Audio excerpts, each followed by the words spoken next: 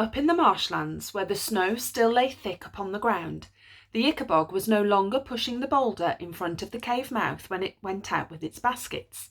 Instead, Daisy, Bert, Martha and Roderick were helping to collect the little marsh mushrooms it liked to eat, and during these outings they also prized more frozen food from the abandoned wagon, which they took back to the cave for themselves. All four humans were growing stronger and healthier by the day.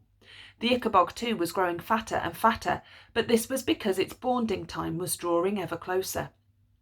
As the bonding was when the Ickabog said it intended on eating the four humans, Bert, Martha and Roderick weren't very happy about the Ickabog's growing belly. Bert in particular was certain the Ickabog meant to kill them. He now believed he'd been wrong about his father having an accident. The Ickabog was real, so clearly the Ickabog had killed Major Beamish. Often on their mushrooming trips, the Ickabog and Daisy would draw a little ahead of the others, having their own private conversation. "What do you think they're talking about?" Martha whispered to the two boys as they searched the bog for the small white mushrooms the Ickabog particularly liked. "I think she's trying to make friends with it," said Bert. "So it'll eat us instead of her," said Roderick. "That's a horrible thing to say," said Martha. "Daisy looked after everyone at the orphanage. She took punishments for other people too." Roderick was taken aback.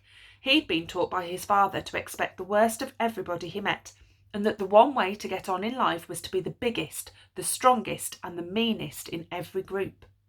It was hard to lose the habits he'd been taught, but with his father dead and his mother and brothers doubtless in prison, Roderick didn't want these new friends to dislike him. "Sorry," he muttered, and Martha smiled at him.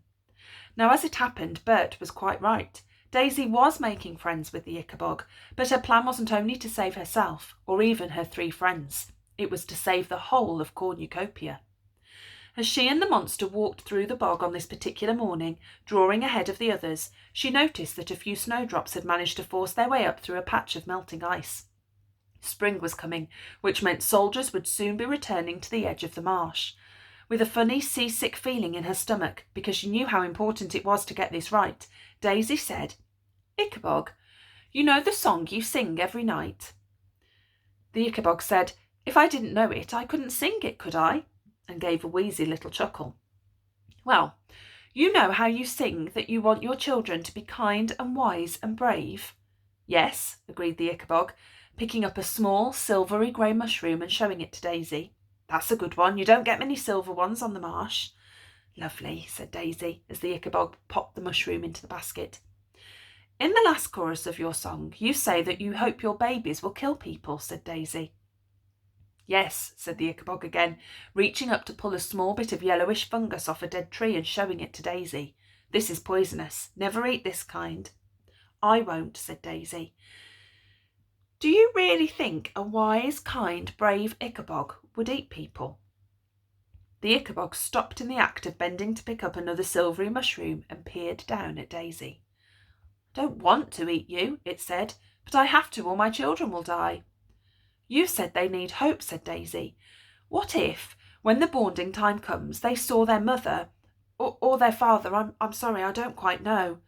"I will be their Icka," said the Ickabog, "and they'll be my Ickaboggles." "Well then, wouldn't it be wonderful if your Ickaboggles saw their Icka surrounded by people who love it and want it to be happy and to live with them as friends? Wouldn't that fill them with more hope than anything else you could do?" The Ickabog sat down on a fallen tree trunk and for a long time said nothing at all.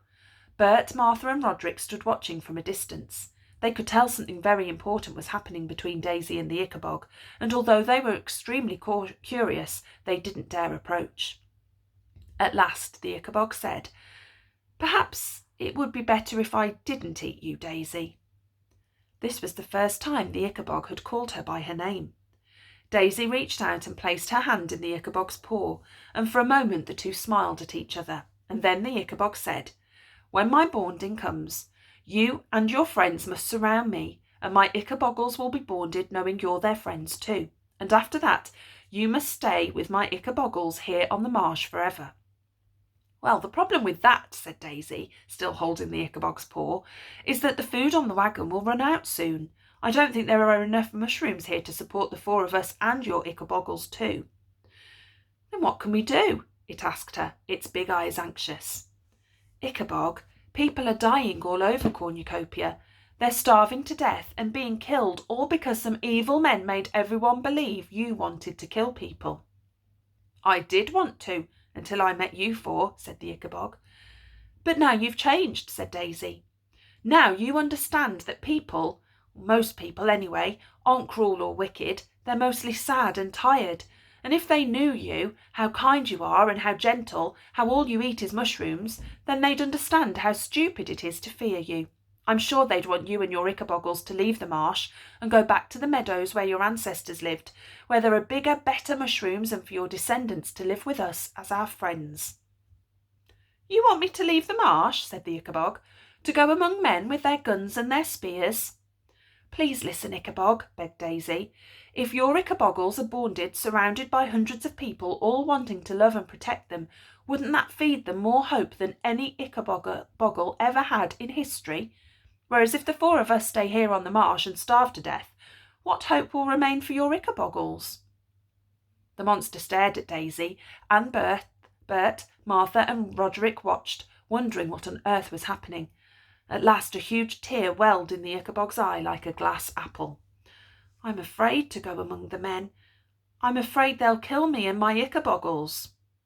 They won't, said Daisy, letting go of the Ickabog's paw and placing her hands instead on either side of the Ickabog's huge hairy face, so her fingers were buried in its long marshweedy hair. I swear to you, Ickabog, we'll protect you. Your bonding will be the most important in history.